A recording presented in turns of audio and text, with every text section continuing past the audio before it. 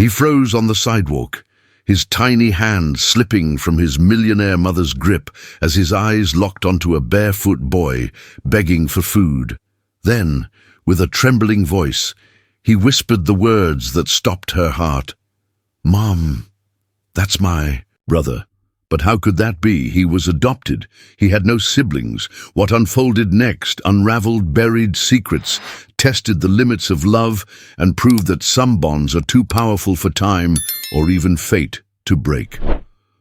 The sun dipped behind the skyscrapers of downtown Toronto, spilling golden streaks across mirrored glass and marble sidewalks. The air buzzed with murmured conversations and the occasional swish of luxury cars. In front of the Four Seasons Center for the Arts, elegant guests filed out from a high-profile charity gala, their polished shoes clicking lightly on the pavement. 6-year-old Elijah Moreau clutched his mother's hand, his tiny fingers pressing into her diamond-studded rings. Dressed in a miniature navy tuxedo and leather loafers, he was every bit the image of wealth. Quiet, well-mannered, eyes wide with wonder. His jet-black curls peeked from beneath a tailored cap, and his face, porcelain smooth, bore the kind of stillness rarely found in children. Angela Moreau, his mother, radiated poise in a floor-length champagne gown and pearl earrings that shimmered with every movement. A tech magnate turned philanthropist, Angela was known not just for her wealth, but her precision, her life meticulously curated. They turned onto a quieter street near Dundas West, aiming for their car waiting in the private lane. And then Elijah stopped. He froze mid-step, tugging hard on her arm, eyes locked on something in the alleyway, his mouth parted. Angela turned, expecting maybe a street musician or sculpture. Instead, she saw him, a boy, maybe 8, crouched near a trash bin, barefoot, his skin dusty and cheeks hollow. A torn T-shirt hung from his thin frame, and in his hands was a cardboard sign scribbled with 2 words, "Need food." Angela's grip tightened, ready to guide Elijah away, but the boy didn't beg. He didn't move. He just sat, head tilted, staring at Elijah as if seeing a ghost. Then Elijah whispered something that shattered the silence. "Mom, he's my brother." Angela blinked. "What?" Elijah's voice cracked. "That's my brother. I know him. His name is Jalen." Her eyes widened. "Sweetheart, you don't have a brother." "Yes, I do," Elijah insisted, stepping forward, voice trembling. "We were together before you found me, in the place with the blue doors. He used to sing to me when I was scared." Angela's heartbeat stumbled. The world around them seemed to fall into slow motion. "Elijah," she said softly, kneeling beside him. "You mean before you came to us?" He nodded, eyes glassy. "I remember him. I remember the darkroom, the smell, and his voice. He used to hold my hand." Angela turned her gaze to the boy again. He was looking at Elijah now, his lip trembling. Then, in a voice barely audible over the distant sounds of traffic, he said, "Eli." Elijah ran. He rushed across the sidewalk, past startled pedestrians, and threw his arms around the thin boy. The boy didn't move at first. Then his arms wrapped tightly around Elijah's back, as if to confirm he was real. Angela stood frozen. Everything she had known about her son's past, the limited adoption file, the clean paperwork from a discreet agency in the States, suddenly felt like smoke. She'd been told Elijah had been abandoned, left in a group home. No mention of a sibling, no mention of a Jalen. "Elijah," she whispered. The boy, Jalen, slowly looked up at her. His eyes, dark and clear, held no resentment, no plea, just quiet disbelief. Angela's voice broke. "You know him?" Jalen nodded. "He used to cry at night. I gave him my blanket. I told him stories." "Where?" she asked. Jalen blinked. "The home, before they took him away. They told me to say goodbye. I never saw him again. Angela felt as though the wind had been knocked from her chest. Around them, people had stopped, watching with curiosity, murmuring. Drivers slowed their cars. A few took photos, but none of it mattered. Elijah pulled back slightly. He used to call me Peanut. Jalen smiled faintly. 'Cause you were small and round.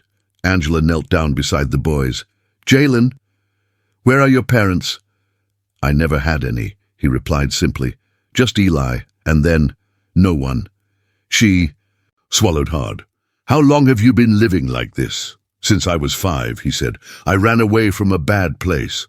Slept in parks, sometimes a shelter, mostly out here. But it's okay. Angela shook her head. It wasn't okay. Nothing about this was okay. She turned to Elijah. Do you want to stay with him for a while? Elijah gripped Jalen's hand, tighter. He's my brother. I want to take him home. Angela looked into Jalen's eyes. Would you come with us, just for a while? Somewhere warm, safe. Jalen hesitated. I don't want to be a problem. You're not a problem, she said firmly. You're family. That night, Angela didn't sleep. Elijah curled up beside Jalen on the guest bed, refusing to let go. Her penthouse apartment, sterile and perfect, now echoed with the quiet breaths of 2 boys reunited by chance or fate. Angela sat at her desk, flipping through Elijah's adoption papers. No siblings listed, no Jalen, no record of another child. But something about Elijah's memories, specific, emotional, vivid, told her this wasn't fantasy. It was real, too real. She called her assistant. Get me every record, every file, the adoption agency, the group home, the intake logs. I want to know everything about where my son came from. And then, as the city slept below her, Angela looked at a photo she'd snapped earlier on her phone. Elijah hugging Jalen in that alleyway, both of their faces pressed together, 2 halves of the same forgotten story. She whispered into the dark, I don't know who failed you, Jalen, but I promise I won't. The next morning, a pale blue light streamed into the Moreau penthouse. It danced across marble floors and modern furniture, warming the walls, as if the sun itself was trying to breathe life into the sterile silence. Angela Moreau stood at the edge of the guest bedroom doorway, her bare feet sunk slightly into the ivory carpet. She held a coffee mug, untouched, its steam curling into the air like a question unanswered. Her gaze was fixed on the 2 boys asleep on the bed.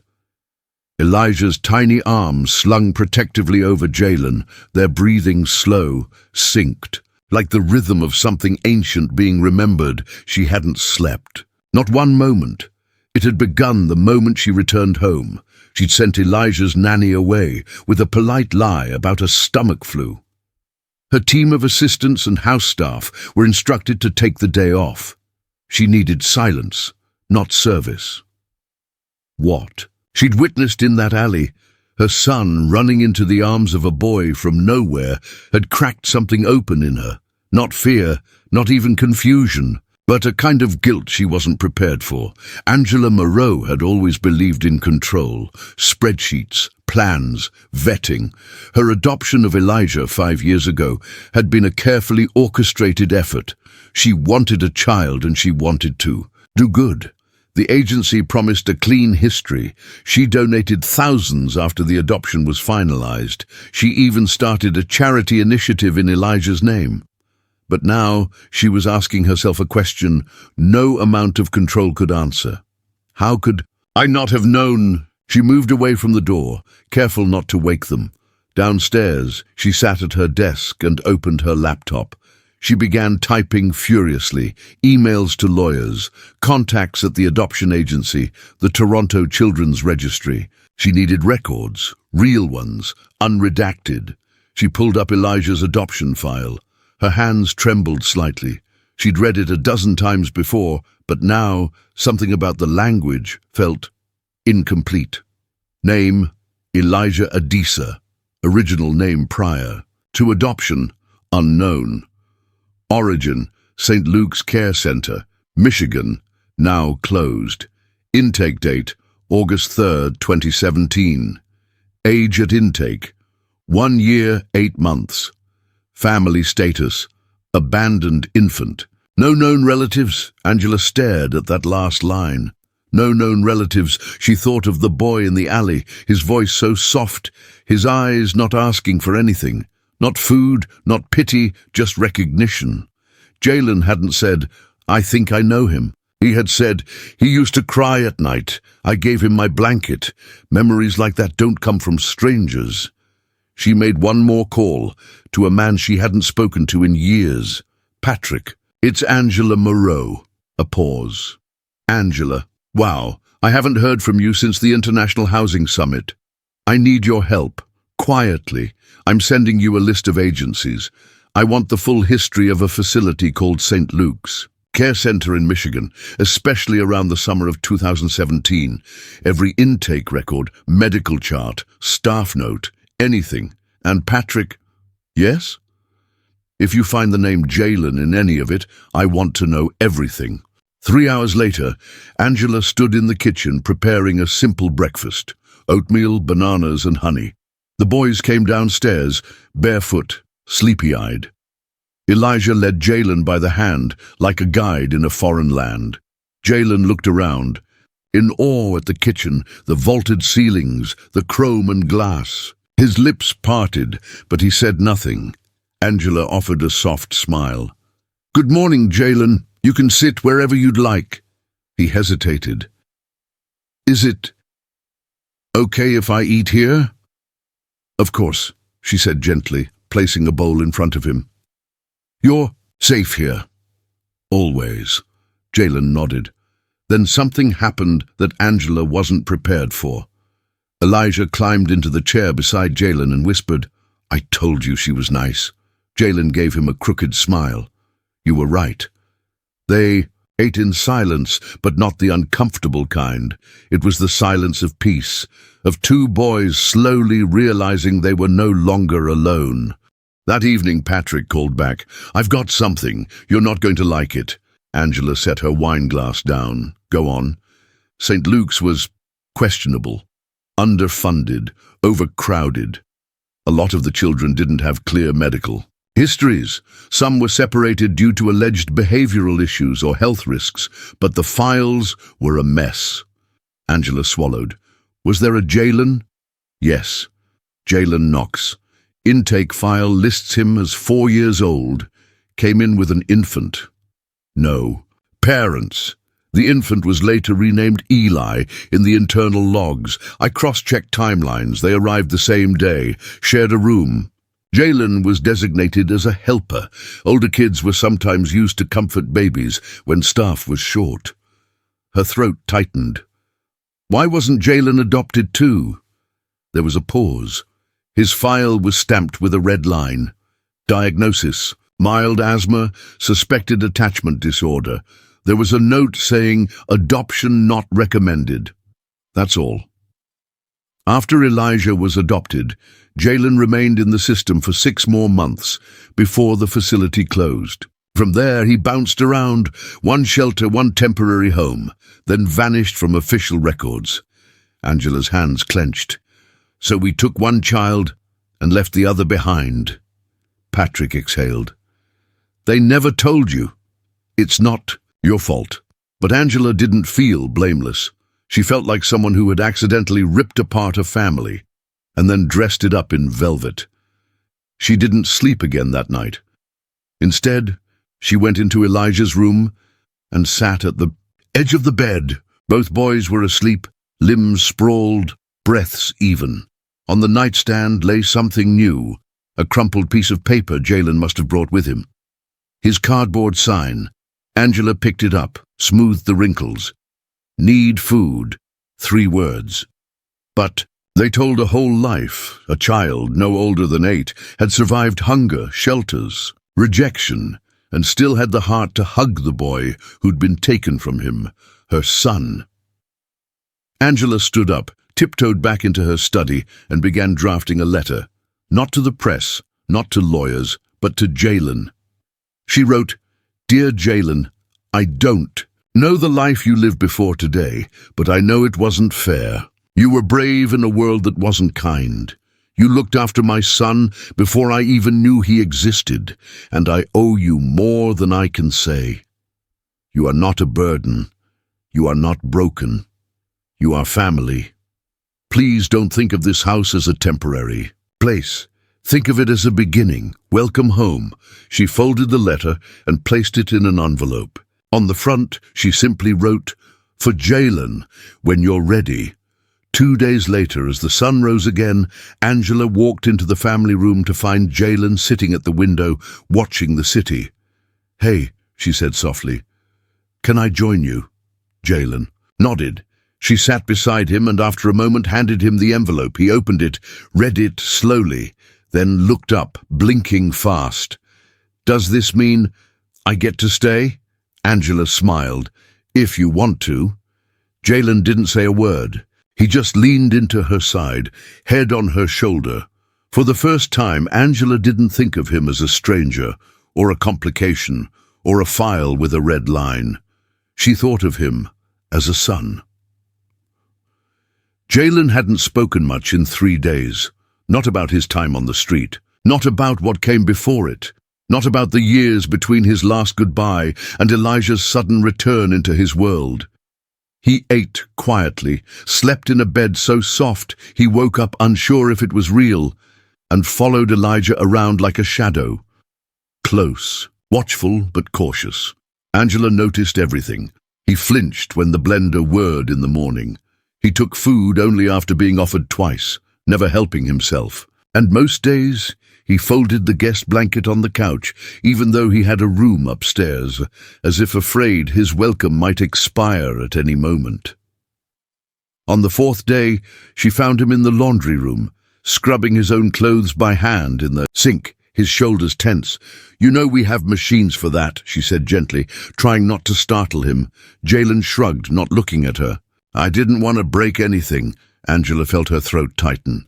"You wouldn't, but thank you and for caring." He gave a small nod, eyes fixed on the soapy water.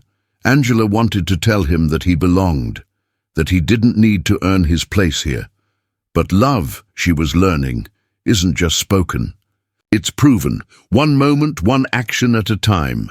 That night, she placed fresh pajamas on his bed, not in the guest room, but next to Elijah's. Matching ones, a quiet symbol. Elijah, on the other hand, was blooming like spring. He smiled more, laughed more, started drawing pictures of our room with 2 stick-figure boys in capes and matching crowns. He told his teachers at school, "My brother's home now, he's the best."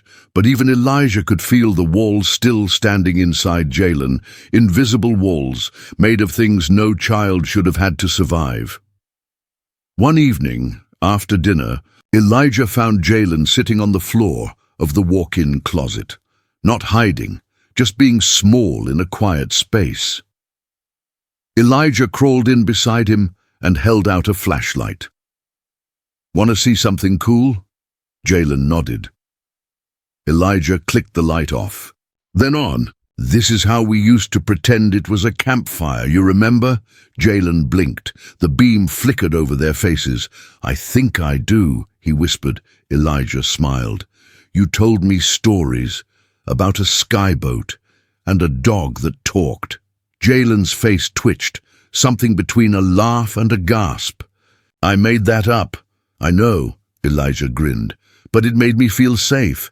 Jalen looked at him, really looked. "You remember that?" Elijah nodded, then leaned against him. Jalen didn't pull away. That night, when Angela peeked into the room, she found them asleep in the closet, arms entwined, the flashlight dimmed but still glowing. The next day, Angela sat in a quiet conference room inside a child advocacy center downtown. Her lawyer had arranged a meeting with a legal expert in interstate adoption irregularities. The woman across from her, dark blazer, hair in a tight bun, read over a file with practiced silence. Finally, she looked up. "This child," she said, tapping the paper, "Jalen Knox. He was failed at multiple levels." Angela leaned forward. "Can he stay with me? I want to make it official." The woman's eyes softened. "You have the means, the home, and the heart. That's clear. But he's still legally in limbo. No legal guardian, no record of adoption. And he's aged out of the system in some states. If anyone contested this—" Angela straightened. "Then help me protect him. We can start emergency kinship placement. Then initiate a private adoption. But it won't be quick. And there may be questions about how he got here. I don't care how long it takes. I just want it done right."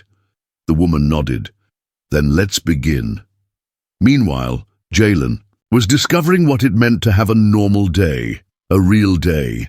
Angela had enrolled him in Elijah's school, starting with a few hours a week, easing him in gently. He didn't know how to use a tablet or how to type, but he was curious, ferociously so, and polite, almost too polite, like someone afraid that one mistake would send him back to the street. When asked to draw a picture of home, Jalen hesitated. The other kids drew houses and kitchens and pets. Jalen drew a blanket, 2 stick figures under it, one small, one tall. The teacher asked what it was. Jalen replied, "It's the first thing that made me feel warm." She didn't ask further. Later, she would frame it. Angela watched all this unfold with a strange blend of joy and ache. Every small moment Jalen opened up, she celebrated. Every quiet hesitation she carried like a stone in her heart. She thought she'd done so much 5 years ago by giving a child a future. But now she was learning the truth. She hadn't just adopted Elijah. She had unknowingly separated 2 souls stitched together by early survival. But fate, or God, or whatever force guides lost things home, had given her a second chance, and she would not waste it. One rainy afternoon, Jalen stood by the living room window, staring at the cars splashing by. Angela approached quietly. "What are you thinking about?" she asked. He didn't turn. "What happens if I mess up?" Angela knelt beside him. "What do you mean?" "I mean, what if I forget to say thank you, or break something, or get mad?" Her chest ached. "Then we talk about it. We fix it. That's what families do." "But I'm not really your kid," he said softly. "You didn't pick me. You picked Elijah." Angela took his hand. "I didn't pick either of you. You both found me, and I'm so lucky you did." Jalen finally looked at her. "Even if I have nightmares, even if I don't know how to do math yet." She smiled, tears in her eyes. "Especially then. That's when I love you more." And Jalen, for the first time, let himself cry, not the silent, swallowed tears of the past, but the full kind, the kind that lets sorrow out so healing can come in. Angela held him, and he didn't pull away. That night, Elijah declared a family meeting in the living room. He stood on the coffee table, holding a plastic toy gavel. "I make a motion," he said grandly, "that from now on, Jalen is not a guest or a visitor or a maybe. He's my forever brother, and Mum's forever kid too." Angela laughed softly. "I second the motion." Jalen looked between them, stunned. "Do you accept?" Elijah asked, stepping down and holding out a hand like a tiny judge. Jalen hesitated only a moment, then took it. "Yeah," he said, "I accept." And so the days passed. Not perfectly. Jalen had meltdowns. Some nights he still curled up on the floor instead of the bed. Loud noises made him jump. Hugs sometimes made him freeze, but he was learning that doors could stay open, that plates could be refilled, that blankets weren't temporary, and Elijah, with all his innocence and certainty, reminded him every day with hugs, jokes, drawings, and bedtime stories. You're not alone anymore." Angela watched. Her sons, both of them, and knew something sacred had been restored. Not by chance, but by love that remembered what even time tried to erase. The courtroom was silent, except for the sound of shuffling papers and the slow, steady ticking of the wall clock. Angela sat with Jalen on one side, Elijah just behind, them coloring in a superhero book with an oversized pencil. To any outsider, it might have looked like a mother attending a routine hearing with her sons, but inside, Angela's hands trembled. This wasn't routine. This was everything. The petition for emergency guardianship had been filed. The evidence was clear. Jalen had been wrongfully overlooked in the adoption system, separated from the only family he'd known. Angela had lawyers, documents, even statements from child psychologists who attested to Jalen's trauma and attachment to both her and Elijah. Still, the judge had called for a review, and when the door opened on the other side of the courtroom, and a tall man in a state-issued suit stepped in, holding a case folder worn at the edges, Angela's heart dropped. The man was introduced as Mr. Diran Holt, a representative from a child welfare department in another state, the one Jalen had supposedly aged out of, the one that had labeled him difficult and unsuitable for placement at just 6 years old. He looked at Jalen only once, then turned to the judge. "I'm here," he said, "to address a potential legal conflict regarding this child's custody and prior case history." Angela felt her breath catch. Jalen looked up at her, worry blooming in his eyes. Back at home that evening, Angela held the boys closer than usual. The court had postponed any final decision. More investigation was needed. More documents, more proof. Mr. Holt's presence meant one thing. The system that had once let Jalen slip through its cracks might now come to claim him back. Not because they wanted him, but because they didn't want to admit they'd failed. Angela stared at the ceiling long after midnight.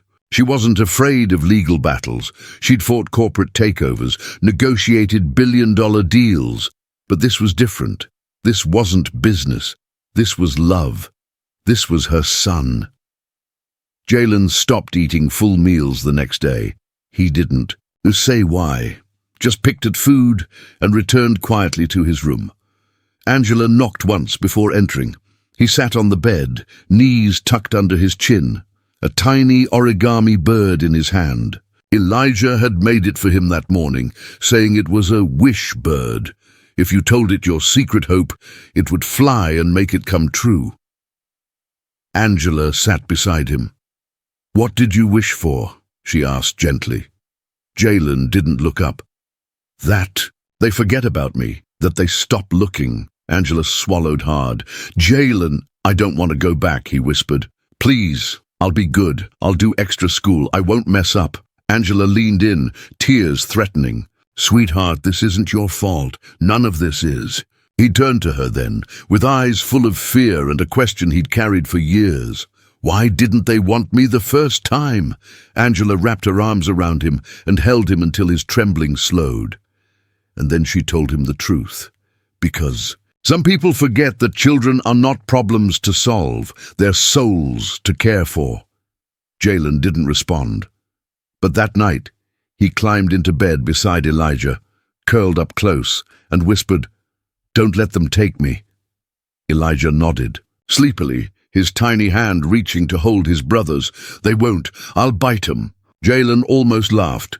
The next day, a letter arrived, typed official, stamped with the seal of the state. It stated that a prior blood relative had come forward claiming possible custody rights over Jalen. A man. Angela's heart dropped as she read the name Ronald Knox.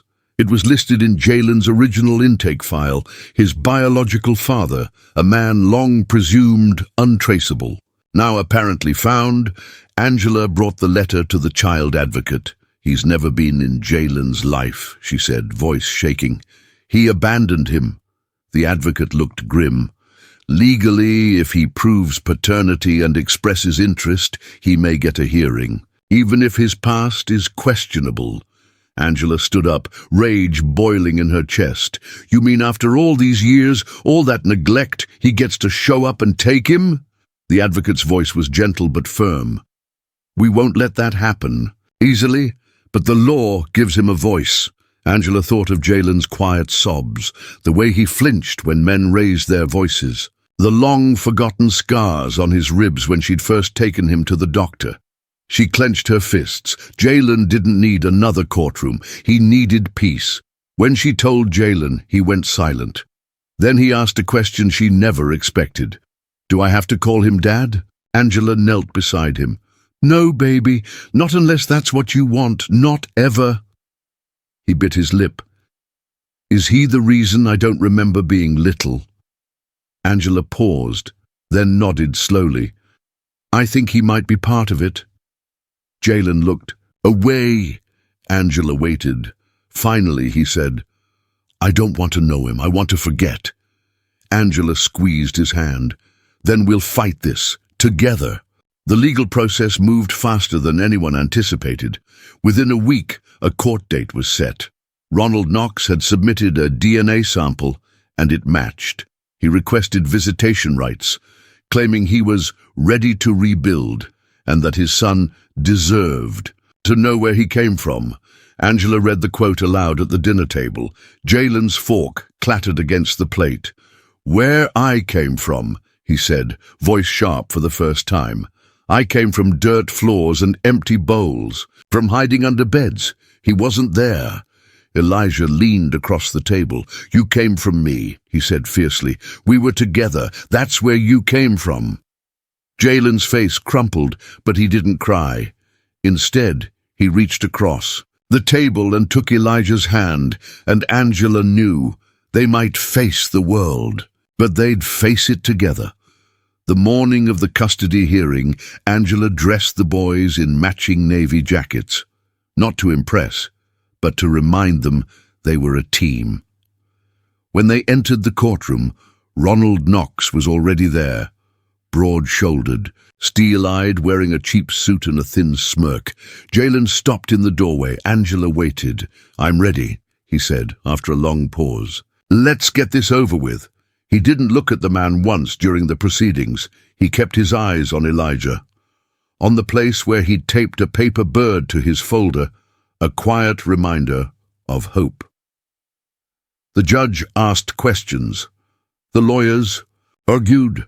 Ronald Knox gave a rehearsed speech about redemption and rights. Then something unexpected happened. The judge asked Jalen if he wished to speak. He stood, and in a clear, small voice he said, I don't want to live with him. I don't remember him feeding me or helping me when I was sick. I remember my brother and Miss Angela. They found me when no one else did. He paused. I'm not a second chance for someone who left. I'm already home. The courtroom was. Still, the judge leaned forward. I see. It would take another month for the decision to be finalized. But that afternoon, the judge granted continued custody to Angela, pending a full adoption review. Visitation was denied. Jalen walked out of the building holding Elijah's hand like it was an anchor. Angela followed behind them, overcome with quiet pride. In the parking lot, Elijah asked, Does this mean he's gone? Angela nodded. For good. Jalen turned to her. Are you sure? She knelt beside him, placing a hand on his cheek. I've never been more sure of anything in my life. That night, they celebrated with chocolate cake and music. Jalen laughed, a full, open laugh, for the first time since coming. Home, and before bed, he took the paper bird from his folder and placed it on the bookshelf. Did it work? Elijah asked. Jalen smiled. Yeah, it flew right back to me. The summer sun glowed over the hills of Maple Ridge, casting a golden sheen across the rooftops. In the Whitaker household, the dining room table had been cleared of work folders, textbooks, and afternoon snacks. It was now covered in balloons, candles, a chocolate cake shaped like a paper bird, and a hand-painted banner that read, Welcome home, Jalen. It wasn't his birthday. It wasn't a graduation, but it was the day the final adoption decree arrived. Angela held the envelope in trembling fingers, barely able to steady her hands as she read the official words again.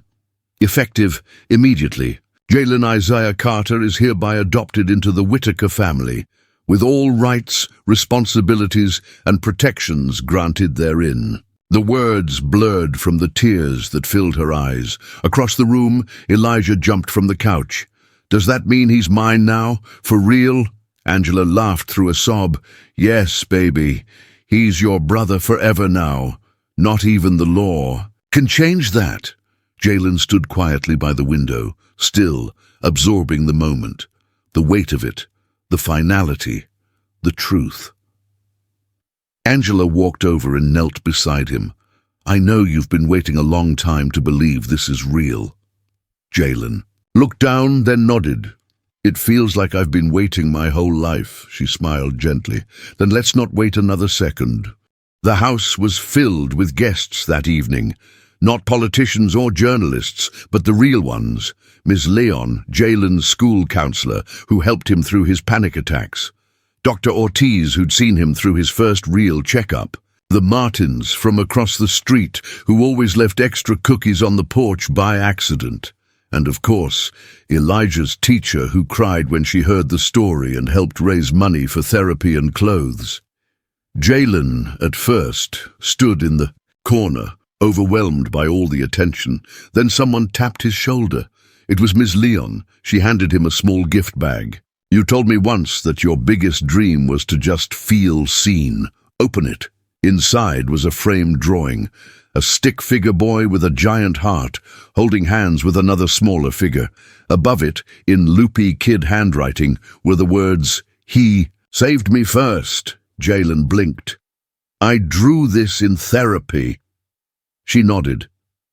"I saved it, because even then you knew." He didn't ask what she meant. He just hugged her, hard. Later that night, Angela stood in front of everyone, holding a glass of lemonade, her voice clear and strong.